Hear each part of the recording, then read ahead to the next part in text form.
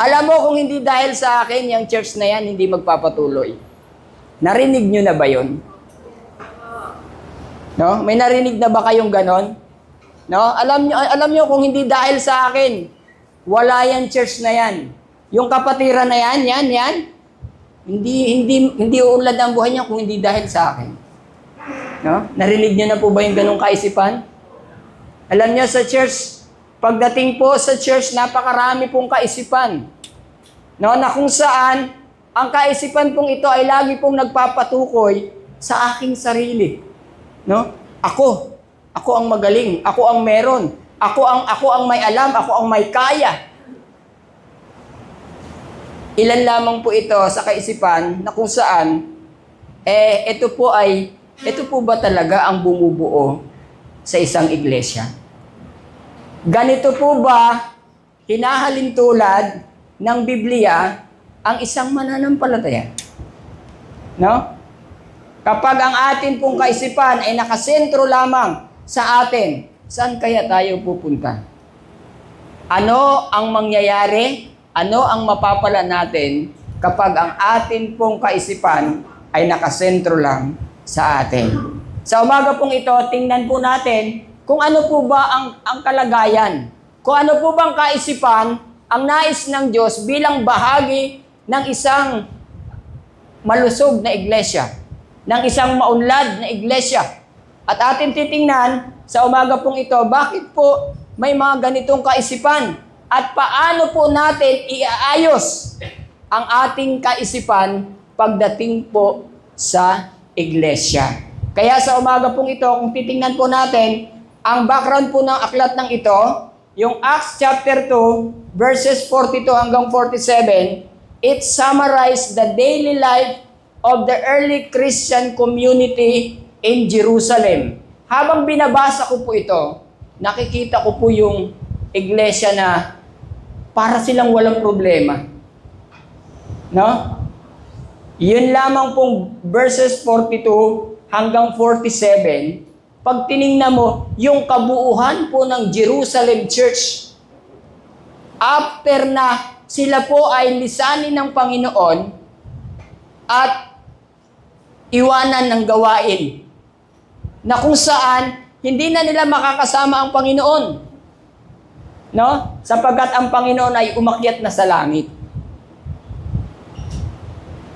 Makikita po natin, ito pong Christian community.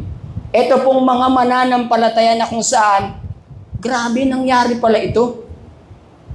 At akin pong binabalikan na pag nakakarinig po ako ng mga churches na may problema, parang hindi yan yung church na iniwan ng Panginoon. Tingnan natin po yung summary ng passage. This passage highlights the unity and the intimacy of the first Christian community, which was marked by a commitment to apostolic teaching, fellowship, breaking of bread, and prayer. Sipin po ninyo, lahat po ng ginagawa nila, nakatutok po doon sa iniwan sa kanila ng Panginoong Hesukristo. Napakaraming church ngayon kung ano-ano nang ginawa sa church. Naglagay na ng kung ano-anong business, kinakaray yung mga tao doon sa Kaya pag nagka-problema sa church, damay-damay na to. Di ba? Dito po, makikita natin, ano ba talaga yung focus ng church? Ano po ba talaga yung kalagayan ng malagong church? Sabi po dito, commitment to Christ was demonstrated especially by the voluntary outpouring of the resources and free distribution to all in need. Isipin niyo po yan. Sa New Testament Church, wala pong panaghilian. Kapag nangailangan ka, all out, nandoon. Wala pong nagdarahok, wala pong nagkukulang. Sabi po dito, the end of the passage relates how the interval vibrancy resulted in numerical growth. Kaya nakapokus sila doon sa gawain sa iglesia. Kaya po ang tendency, sabi po dito, sa first preaching pa lang ni Peter, ang na-convert po ay about 3,000 people. Isipin po ninyo yun. Nakafocus sila dun sa iniwang gawain sa kanila ng Panginoon. The account follows directly on the story of Pentecost, where the Holy Spirit had been experienced powerfully, not only by the gathered remaining followers of Jesus, but also by many others in Jerusalem, in the neighborhood of gathering. Isipin po ninyo yun, nangyari ang lahat ng yon after they received the power of the Holy Spirit. After nilang maranasan, sa loob ng 3 years, kasama nila ang Panginoon, natanggap nila ang teaching ng Panginoon, at kung aking niyang titingnan, wow, para silang nagmasteral. Sipin po ninyo, si Jesus mismo ang nagturo sa kanila. Para na silang nasa masteral. Tayo nga sa Zone 3. Pastor Robert pa lang, para ka nang naka-bachelor Di ba? Si Lord, grabe, para ka nang naka-masteral. Kaya lang, sabi ng Panginoon sa kanila, nung paalis na ang Panginoon, pumunta kayo sa Jerusalem. Hintayin nyo doon. Doon nyo matatanggap ang kapangyarihan. In Acts chapter 1 verse 8, but you shall receive power when the Holy Spirit comes on you. Grabe, no? Sa kabila ng kanilang mga teaching na tinanggap, sa kabila ng kanilang naranasan sa Panginoon, kailangan nilang hintayin yung kapangyarihan ng Santong Espiritu na kanilang naranasan. Let us take a look at the structure of the passage. Mula po verse 42 hanggang verse 43, it speaks about the community of the believers. Pansinin mo yun, verse 42, verse 43. Yun pong salitang devoted. In this verse is the same as continued steadfastly. Pag sinabing devoted or devotion, ito yung mga tao na nagpapatuloy na meron pong katatagan. Hindi tayo nagpapatuloy lang na wala na itong mangyayari sa buhay ko, basta nasa church ako. Hindi ganun. Yung nagpapatuloy sa church, yung steadfast, di ba? Nagpapatuloy ka pero matatag ka. Lahat ng laban mo, napagtatagumpayan mo. Bakit? Nandun si Jesus. Isipin nyo, minsan, ang katwiran natin, okay lang to. Hayaan ko na to kasi nagpapatuloy naman ako Hindi ganun. Habang nagpapatuloy tayo, si Lord pinalalakas ka. Habang nagkakaproblema ka, no? Lalo mong nakikilala ang Panginoon. Kasi ang intention ng problema, ang intention ng conflict sa buhay mo, hindi ka para pahinain, kundi para palakasin ka. Kasi sa tuwing nagkakaproblema ka, nararanasan mo si Jesus. Hello? Hindi si Satanas ang nararanasan mo. Tama? Di ba? Huwag nyo, wala na itong buhay ko na to. Pahamak na ako, pariwara na ako. Huwag.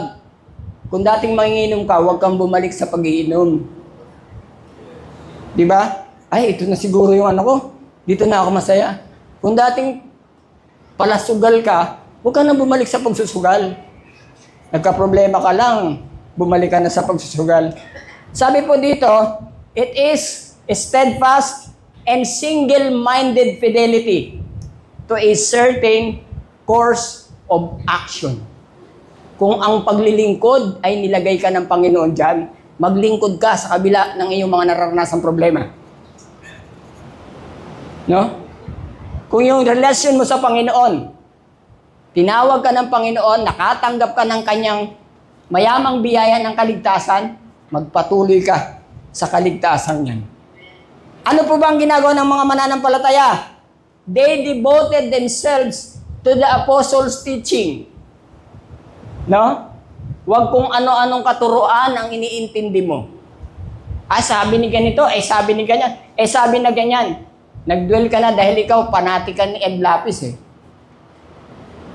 Sabi po dito, apostles' teaching. Dapat matanggap mo yung foundational teaching ng Bible. Dito po sa atin, tinuturo po ito palagi at hindi ko na kailangan ulit-ulitin. They devoted themselves to the fellowship. No? Kapag ka po ba nasa fellowship tayo, nandun ba yung oras natin? Nandun ba yung isip natin? O pag nasa fellowship tayo, pag ang tagal naman ni pastor magsalita, yung minarinig ko, parang, no? Ay, yung pinaplansya ko pala. Nabunot ko ba yung saksak?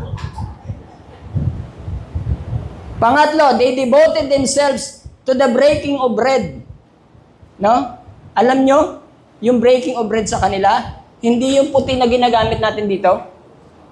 Ang breaking of bread sa kanila, ang lalaki tinapay. Tapos yung inumin nila doon, yung kinatas na bunga ng grapes. Kaya parang piyestahan doon. Hindi yun ilang minuto lang. Sa kanila, pag breaking of bread, talagang ang dami. Talagang festive. Talagang piyestahan. They devoted themselves to prayer. Nagpe-pray pa ba tayo? Pagka prayer meeting ba, ay si pastor lang lagi. No? Parang ay busy ako pastor eh. Pagpe-pray, busy? Di nga. Busy kayo? They experience fear upon every soul. Sipin nyo yun. No? Yung verse 43, makikita po natin, dinivote nila ang kanilang sarili sa gawain ng Panginoon. At alam niyo naranasan nila? Namangha sila sa ginagawa ng Diyos sa kanilang buhay. Kaya po, ganun katindi yung kanilang nararanasan. Sabi po dito, one of the greatest, meron pa pala, they witness the power of God through signs and wonders. Hindi lang sila namamangha sa ginawa ng Panginoon, literally nakikita nila ang ginagawa ng Panginoon sa kanilang buhay. Isipin po ninyo, yung taong may karamdaman gumaling. Di ba? During our revival conference, yun pong kamay, yun pong kamay na yan, hindi pantay. Hindi pantay. Habang pinagpipray, unti-unti bumahabalik. Yung mga naka-wheelchair, tumatayo sa wheelchair. Grabe yung ginagawa ng Diyos. Nararanasan pa po ba natin yun? No? O sa imahinasyon na lang, kwento na lang. Imagine, kapag itinalaga natin ang ating sarili sa gawain ng Panginoon, mamamangha ka sa ginagawa ng Panginoon. No? Huwag mong naisin, huwag mong tangkain, no? Na mawala dun sa gawain ng Panginoon. Na yung isip mo kung saan-saan ka nagpupunta, kung saan-saan nasaan yung isip mo, you will experience yung mamamangha ka sa ginagawa ng Panginoon. At mararanasan mo yung mga signs and wonders na ginawa. At naniniwala ko until now, nararanasan pa rin ito. It is always at work. No? Kasi merong Diyos na nakikilala natin na totoo. One of the greatest and most powerful works God can do is to change the human heart towards a reverent honor of the Lord. Where God is at work, lives will be touched in miraculous ways. Sipin po ninyo yon. Ang Lord ang patuloy, no, na kumikilos, gumagawa sa atin pong mga buhay. Second, in verse 44 hanggang 45, Luke speaks about the commonality of the believer. Sabi po dito, the believers were together. Sipin mo, lagi silang nagsasama-sama. Lagi silang nandun sa gawain ng Panginoon. Second, the believers had all things in common. Hindi lang sila nagsasama-sama. Yung kanilang kaisipan, yung kanilang damdamin, yung kanilang kalagayan, nandun. At mararamdaman mo, hindi siya iba. Yung para bang Ako sa aking katawan, nararamdaman ko na ikaw ang aking kamay. Bakit? Kapag nangailangan ako, merong tumutulong. Pag nalulungkot ako, merong nag-i-encourage sa akin. Ito ang pinakamatindi. Sabi ng pangatlo, the believers were selling their possessions and belongings. Ang tindi, no? Kaya mo bang ibenta yung kotse mo para, kasi nangangailangan si kapatid eh. Alam mo yung practice na to, during the early New Testament church, na-practice po ito nila doon. Talaga pong yung mga kung may pangailangan yung isang kapatiran, talagang binibenta nila yung ari-arian nito. No? Meron po dito sa Acts na si Joseph, a Levite, na nagbenta ng lupa. At yung pinagbentahan, ibinigay niya sa church para sa pangangailangan. No? Ito po ay naging practice nila sa mga panahon na yon.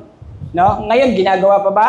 Tiningnan namin na ito pala, nangyari po talaga na yung kanilang mga ari-arian, yung kanilang pinaka-prized possession, dahil nakita nila yung need ng gawain, yung need nila sa church. Kasi, ang context din po, marami pong balo sa Jerusalem Church.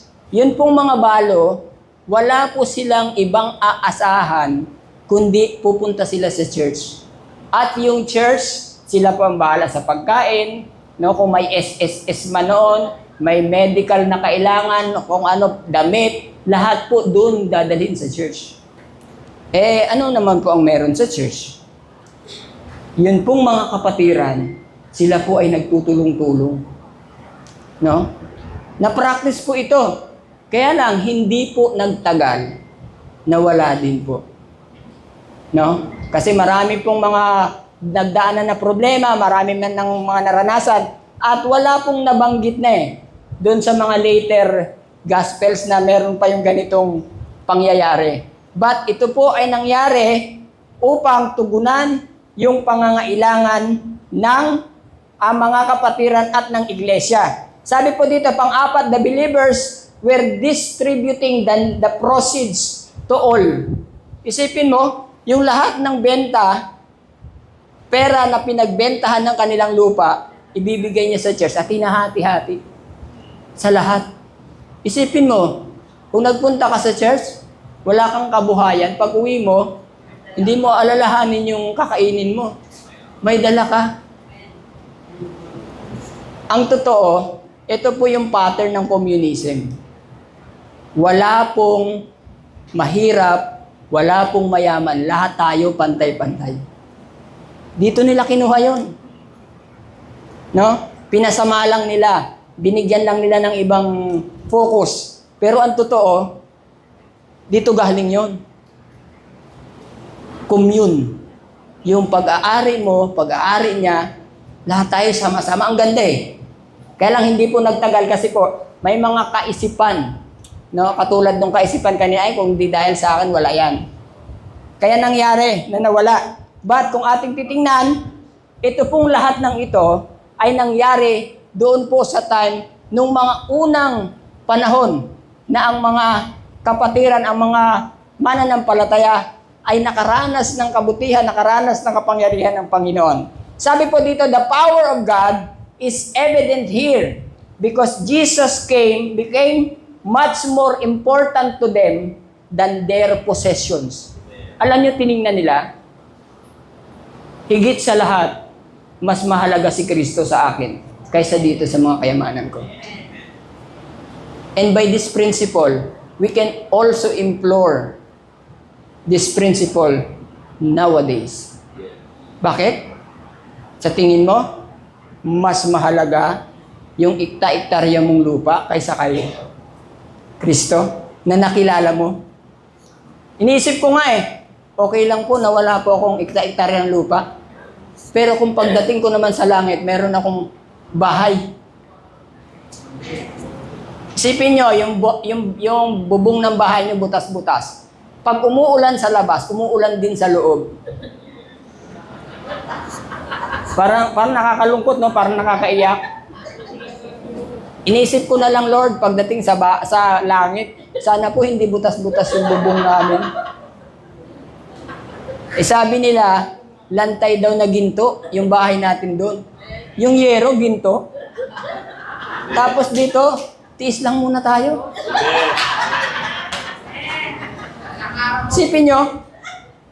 Pero ang prinsipyo pong ito, if you place Jesus as the most important asset, kaya mong i-release kung ano meron ka. Kaya mong i-share. At nakita ko, yung pag-share pala, hindi dahil ito ay labis o ayaw mo na. Kundi blinis ka pala ng Panginoon. Pag sumobra pala yun, hindi na para sa'yo yun. Ibigay mo na. At naniniwala ako na ang Lord, dadalhin ka dun sa tao na yun. No? Kaya, kapag sumusobra yung mga blessing nyo, huwag nyong itago. Ibigay nyo. Pag alam nyong nangangailangan yung kapatid nyo, huwag kang magdalawang isip. Teka, ibibigay ko ba to? Teka, parang kaya niya naman eh. Parang hindi naman siya naghihirap ngayon. 2006, katatapos lang namin ikasal. Meron akong citizen na minana ko pa sa kuya ko. Hinulugan niya yun ng ilang buwan. Citizen watch, automatic. Habang nagkanta-kantahan, may nakatabi ako na pastor ng Assemblies of God. Tapos ita siya. Kasama tayo nun eh. Ita, hanggang yung buke, si Frank Soria. AG siya, AG pastors. Sabi ko, saan po kayo Saan po kayo doon sa bundok. Anong oras ang gawain? 9:00. Nakakarating po kayo na eksakto. Oo, paano po kayo nakakarating? Sabi niya, tumitingin lang ako sa araw na ganon. Tapos pagtingin niya sa araw, takbo na siya. Kasi wala siyang relos eh. Sa kwento niya yun, nakaganon ako. Alam mo sabi ng Lord, ibigay mo kayo yung relos mo sa kanya. Teka Lord, sandali. Bigay ko ng kuya ko eh. Automatic. Gold-plated. Sabi ng kuya ko, total, nag-aaral pa po ako sa Bible School noon eh. Kasi lagi kang late, para hindi ka malate, sa'yo na tong citizen. Alam niyo naman ang citizen sa mga watch enthusiast. Sabi ko, hindi, sa akin to Lord eh. Ginanong ko eh, kasi gamit ko din to ako sa ministry. Pastor yan, pastor din naman ako eh. Umuwi na kami ng barracks. Di ako makatulog. So, parang may gumagano sa likod ko. Huwag kang matulog. Kasi, di, kalimutan mo na yun. Huwag mo na alalahanin. Eto na naman ngayon. Pagdating ng session namin, day 2, hindi na mapakali. Katabi ko na naman siya. Tapos kwento-kwento, tapos nag-hunt sila ng usa. Nag-hunt sila, tapos yung kanilang mahuhuli, ibibenta nila sa palengke yun. Para may pera sila, ganyan-ganyan. Pero yung church niya daw, pinagawa ng Koreano, malaking church. Tapos madami siyang mga membro. Tapos nakabarong siya, pero yung baba nakabahag. Ganun yung nila eh. Sabi ko, ayos to ah. Parang nakalimutan ko na. Gabi na naman, naalala ko na naman. Day 3, wala na akong choice. Sabi ko, hinubad ko na. Hindi na ako nagsalita. Sa'yo na to, gamitin mo para sa Para sa gawain. Alam mo, natuwa siya. Sabi niya, talaga? Sa akin na to. Alam, pagbigay ko sa kanya, nawala yung bigat sa loob ko. Sobrang saya ko. Kaya pag uwi ko, wala na ako relos. Pero sobrang saya mo. Sipin mo yun. Sipin niyo yun. Think about that. Pangatlo, kung ating titingnan, verse 46 hanggang 47. Sa atin pong structure, Luke speaks about the continuity of the believers. Sasakto ba ako sa 45 minutes? No? Kung ating titingnan, ito po yung pagpapatuloy ng mga mananampalataya. Sabi po dito, the believers continue to attend the temple together. Tuloy-tuloy. Naranasan po nila yung kabutihan ng Panginoon. Naranasan po nila yung pagtatalaga. At nakita nila yung ginagawa ng Panginoon. Yung mga miraculous signs, sila po ay nagpatuloy sa pagdalo sa gawain. Pangalawa, the believers continue to break bread every day. Kasi nagtuloy-tuloy po yun. Yung mga tao na nagbebenta, hindi lang po isa. Yung mga tao na nagbebenta ng kanilang ari-arian, dinadala sa church at dinidistribute ito para makakain po. Yung mga tao na kailangan po na kumain at yung iglesia ay magpatuloy. Pangatlo, the believers receive food with gladness and generosity in praising God. Grabe, no? Sipin mo, yung kanilang bukas na palad, yung kanilang pagtulong, ay makikita natin na ito po ay nagre-resulta ng pagpupuri ng mga tao sa harapan ng Panginoon. Pang-apat, the believers receive favors from all the people. Sipin mo, no? Naging maayos yung kanilang buhay, yung kanilang pagbabahagi ng kanilang sarili. It's not about monetary. Ang pagtulong, ang pakikibahagi sa church, hindi lagi nasusukat dito. Tandaan nyo yun. Ay, si pastor, papunta yan sa giving. Hahamunin na naman kami magbigay niyan. Hindi ganun. Alam nyo, ang pagtulong, ang pakikibahagi sa church, hindi lagi nasusukat dito. Yung inyo pong buhay, paglabas ng church, paano po kayo namumuhay? Paano po kayo gumagawa sa inyong trabaho? Paano po kayo nakikipamuhay sa inyong mga kapitbahay? That is your participation sa gawain ng Panginoon. Ayusin nyo ang buhay ninyo. Ayusin ninyo yung isip nyo. Ayusin ninyo yung paggawa ninyo. Kahit may nakatingin man na boss o wala, ayusin nyo. That is how you contribute doon sa need ng church. Kasi dito po makikita natin, itong mga mananampalataya, natanggap nila no? Yung favor ng lahat ng tao. Wow, grabe itong Christian pala yan. Kala ko hindi Christian Kaya pala mabait. Kaya pala maayos. No? Ito yun. Natanggap po nila sa kanila pong pagpapatuloy sa Panginoon. Panglima, the believers increase in their number as God enables them. Huwag natin kalimutan, sa lahat ng atin pong mga ginagawa, ano man ang ating na-accomplish sa church, let us always remember na ang Lord ang nagdadala ng tao sa church. Ginamit ka lang ng Panginoon para i-invite siya. Ang Lord ang nagdadagdag ng mga mananampalataya sa kanyang iglesia. God enables the believer to support the brethren by the power of the Holy Spirit.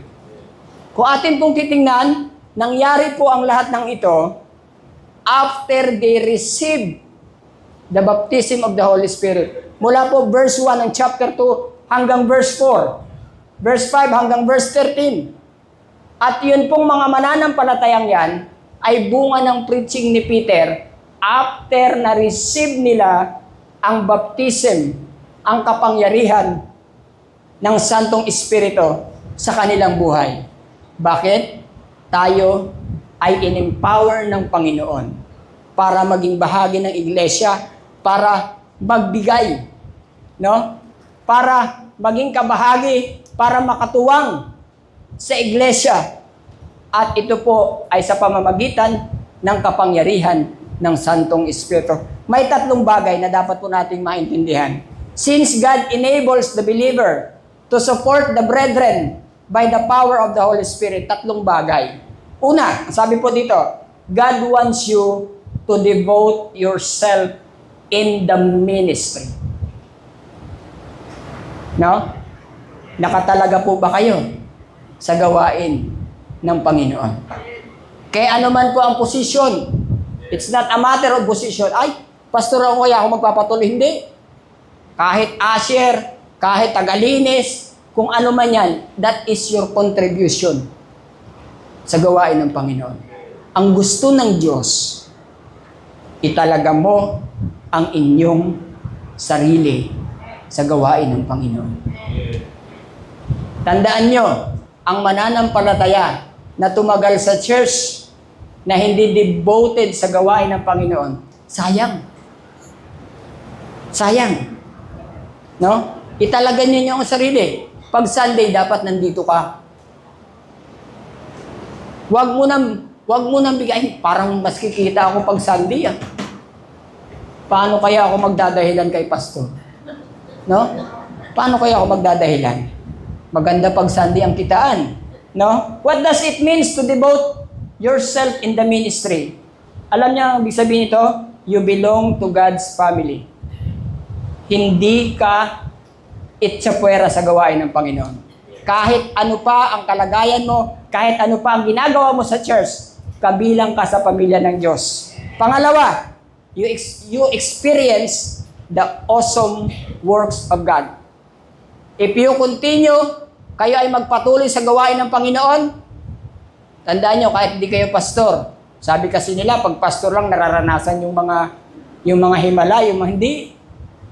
Ang Lord ay nangungusap sa lahat ng mananampalataya. No? Hindi namimili ang pastor, si Pastor Robert lang kakausapin ko. Hindi. Kinakausap tayo ng Panginoon every day. Every situation, every conflict na mararanasan nyo, may pangungusap ang Panginoon. Remember, a healthy church is one that is constantly devoted to knowing, remembering, and communing with Christ. We must guard our devotion, keeping Christ, not programs or personalities, as the heart of our gatherings. No? Naramdaman ko na ang church na ito, ang sentro ng gawain ay hindi yung magagandang program. Bagamat inaayos natin ang program, pero wag natin kalimutan that the center ng gawain pong ito ay ang ating Panginoong Jesucristo. Pangalawa, God wants you to partake with the needs of others. Dahil in-empower ka ng Panginoon, binigyan ka ng kakayahan na maging bahagi, mag-support sa gawain ng Panginoon. Sa kapangyarihan ng Santong Espiritu, kailangan mong makibahagi sa pangailangan ng iyong kapwa. Alam niyo ba, yung kapatid niyo ngayon, baka hindi niyo alam, no? Pumunta dito yan, nagkapilang yan. O kaya may malaking suliranin yan. Di nyo alam. No? Tingnan nyo nga yung mukha. Kung kape lang at may creamer. Makikita mo kung may creamer o wala eh. Ganun po ba tayo kaseryoso na tumulong sa pangangailangan ng iba? O wala tayong pakialam? Basta ako kasi ngayon, nasa postmodernism na tayo. Ang mga mananampalataya, nagmi-maintain na lang ng kanilang pananampalataya, ng kanilang worship, and they want more intelligence, more knowledge. Sabi ng Bible ito eh, sabi ng Bible ito. Pero na-neglect natin na yung kapatid natin, may pangangailangan yan. Hindi AI yan. No? Baka AI lang tong katabi ko. Tingnan nyo nga kung AI yung katabi niya. May need yan. Ang tali-talino mo, ang dami mong alam sa biblical knowledge, pero hindi mo naman nararamdaman yung pangangailangan niya. Bakit? Bakit, pastor, kailangan ko maramdaman? Kasi nasa isang pamilya tayo. Tama? Huwag nating itrato, iba, Arnaiz ang apelido niya, ikaw dutos mo iba. Hindi. Nandito tayo, pinagsama-sama tayo ng Panginoon. Kaya nga ang kantataan, we are family. Di ba? Di ba? Tapos iwaiwalay. Tapos walang pakialamanan. Wag niyong hayaan na ganun. Dito makikita natin, sabi po dito, what must be your attitude towards the needs of others? Sabi po dito, your concern must be evident to all. Sipin niyo yun? Sa New Testament, nagbenta sila ng kanilang ari-arian Para saan? Para tugunan ang pangailangan niya. Ito matindi. Alam nyo, minsan, mahirap yung binigay mo lang kasi, ay, hindi ko na kailangan yan eh. Lumang damit, lumang sapatos, kasi hindi ko na kailangan yan. Parang wala na, parang nilipat mo lang sa kanya, yung nakatambak mong basura.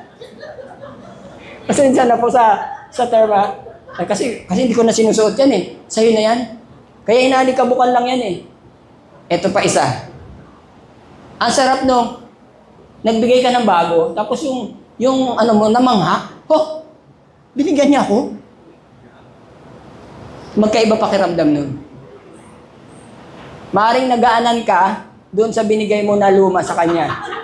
Pero yung binigyan mo, nabigatan yun.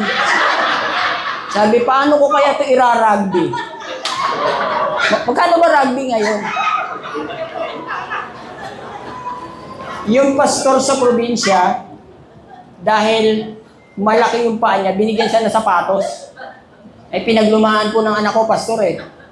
Eh yung mama na yun, yung pastor na yun, kasing laki ni Pastor Herman, ang haba ng paa.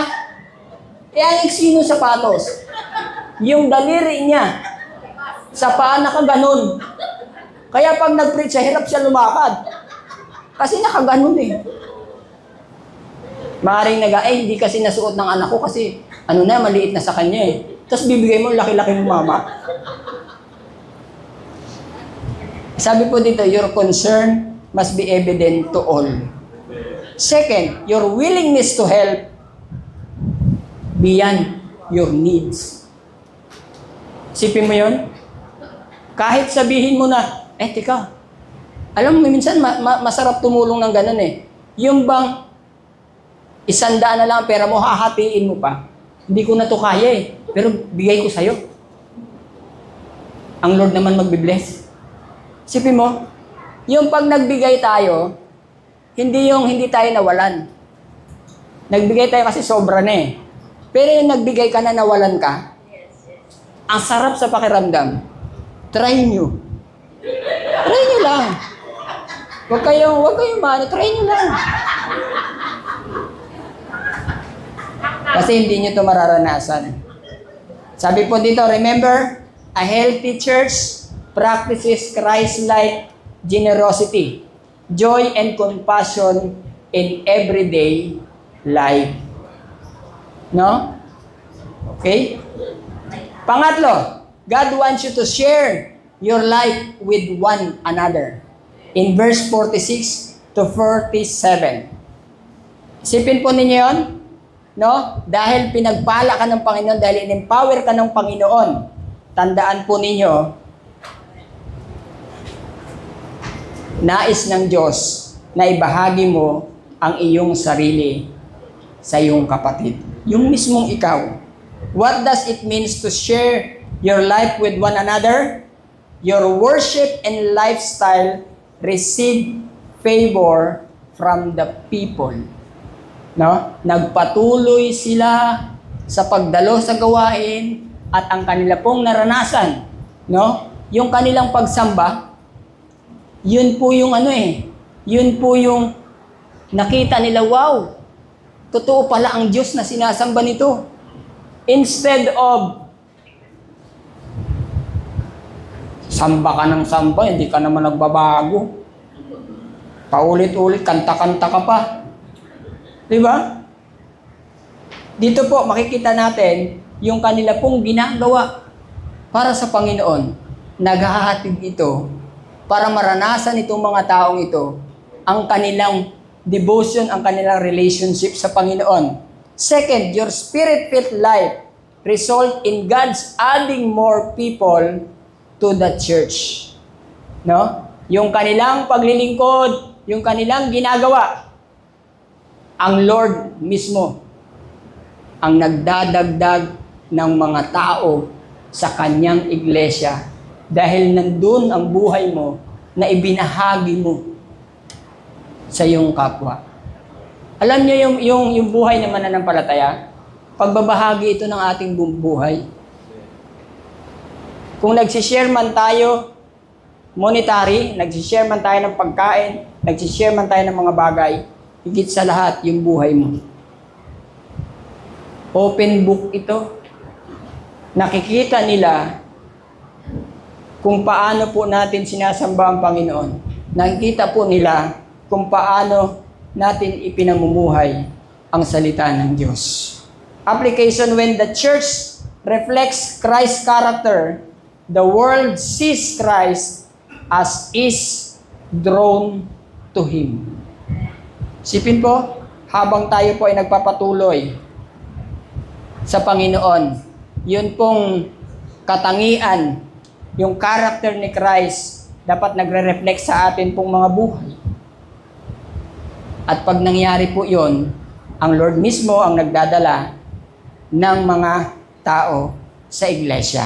Finally, the early believers gave because they understood that everything they had came from Christ, who gave Himself for them. No? Sipin po ninyo yun, lahat ng mananampalataya na intindihan po nila na ang kanilang pagbibigay ay hindi galing sa kanila, instead galing sa Panginoon.